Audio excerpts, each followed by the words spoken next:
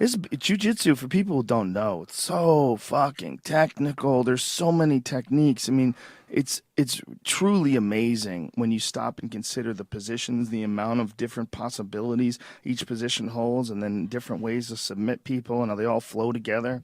If you've never done it before, it's hard to kind of understand it. And I know that's one of the things that I take a lot of time on when it comes to a ground battle in the UFC. I always make sure I try to explain what a guy's trying to do, where it becomes a problem, where he's going to. And people get a chance to see it more that way. But unless you train yourself, you'll never really truly understand the beauty of it. If you train yourself, you'll get a sense of what it's like to struggle to actually catch a guy in a position. Then you'll understand how amazing it is when you see like really, really high level stuff. When you see a mad scramble like Kron Gracie and Gary Tonin and Gary taking Kron's back in that wild scramble. Yeah. You know, they kept rolling, then bam, locks up the body triangle. Like, fuck. Yeah, yeah. It's an art that anybody can do. Children, old ladies, they all do it. It's really, really easy. I'm not trying to sell it to obviously I want to make money, but it's the truth. The truth is anybody can learn it. All you have to do is just show up to your local jiu-jitsu school and just watch. Just go and just watch for a couple times. It's free. You don't have to commit to it. Just tell the guy you want to watch, and you realize, oh my God, I had it all wrong. You know, you expect that you're going to show up and there's going to be all these fucking douchebags killing each other and bleeding on each other. And you realize it's a bunch of nerds. It's a bunch of computer nerds. And after you watch one class, you should be sold on it. And you don't have to roll and do, people are scared of rolling and, oh, what if he taps me out and hurts me? It's so rare that anybody gets hurt, really. It's so rare. You usually get hurt more from positions than you do from submissions. Yeah. You get hurt more when your leg gets tripped onto you. But, as you get better at it, that becomes less and less. And if you're in a good school like 10th Planet or like, there's so many good schools in L.A. and we get spoiled. But most places have to be good in order to stay open in this day and age because there's so much competition. There's amazing amounts of competition. Yeah. From jiu-jitsu. Our beginning classes we kind of changed them up a little. Over the years, I realized that most people are a lot more scared of going to a jiu-jitsu class and checking it out and taking one class than I thought. They're way more scared than I thought. So I understand that. I used to think that, if you should know that it's a safe sport and you should know if you want to do it or not. And if you're not totally into it, I don't want to talk you into it. You should just know. And then that leaves me with a small percentage of the population, which I consider, you're my family. But in reality, if I change my beginner classes and make them cater more to the guys that want to do it, but they're just scared to death. They're scared to death of signing a contract. They're scared to death of getting hurt. They're coming into jiu-jitsu scared.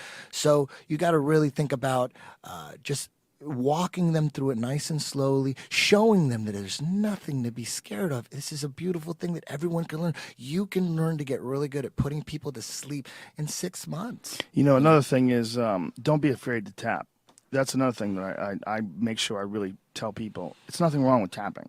It's not that bad. Just go in there and tap.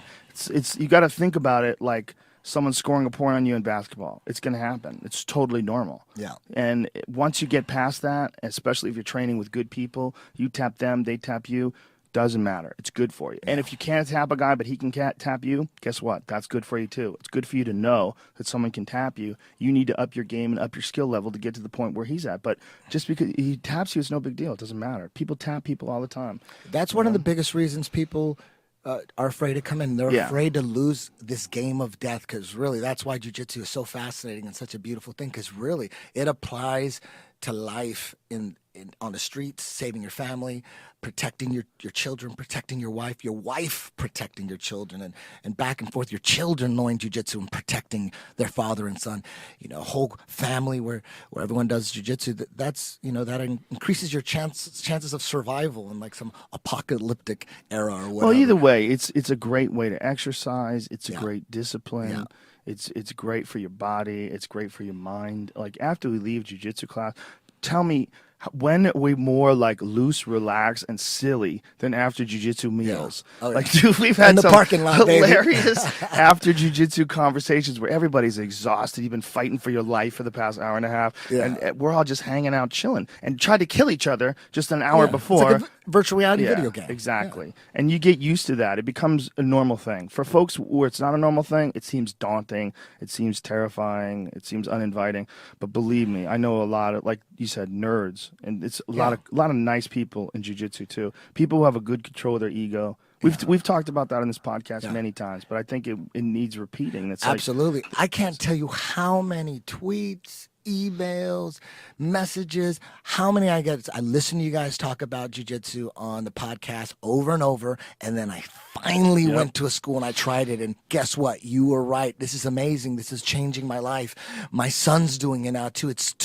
And that is the most likely outcome if you give it a shot and you have an open mind and leave your ego at the door, is it's going to change your life for the better. It's going to give you, without a doubt, it's going to be one of the best vehicles for developing your confidence that you can ever find. It will change your confidence. And that's women, including women. You know, like think about women that you know that have gone to your schools, gone to different jiu-jitsu classes and gotten better at it, and then they become like a more relaxed person. They become a different person.